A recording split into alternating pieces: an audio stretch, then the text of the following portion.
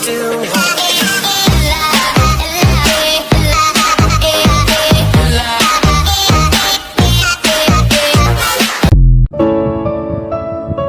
Sa hamon ng buhay, hindi ko alam kung mananalo talaga ako.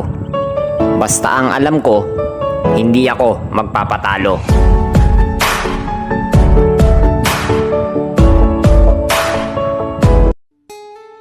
Hindi pare-parehas ang buhay. May saya at lumbay. Kaya kailangan palagi kang matibay para malagpasan mo ang hamon ng buhay. Lagi mo pa rin pangarapin ang may marating. Ano man ang mga pagsubok at problema ang dumating. Mabagal man ang pag-abante?